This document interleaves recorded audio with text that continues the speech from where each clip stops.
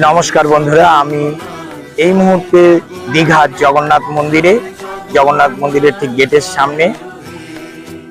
অনেক দিন হয় জগন্নাথ মন্দির দেখবো করছি, যে আজকে দীঘা ডিপোতে কালী পুজোর সুবাদে, অর্থাৎ কৌশিকী অমাবস্যায় যে কালী পুজো হয় সেই সুবাদে আমি এই দীঘাতে এসেছি। এবং এই দীঘাতে এসে এইখানকার জগন্নাথ মন্দির দর্শন করাতে এই সন্ধ্যাবেলায় এসেছি। মোটামুটি দীঘাতে এমনি যে রাত দেখলাম সেটা খুব একটা বেশি নয়, কিন্তু মন্দির দেখার জন্য যথেষ্ট পরিমাণের লোক এখানে আসছেন এবং দেখতে পাচ্ছি প্রচুর লোক। এই দেখুন আমার পিছনে মন্দির দেখতে পাচ্ছেন, আর এই হচ্ছে গেট, আর এই হচ্ছে মন্দিরের চত্বর।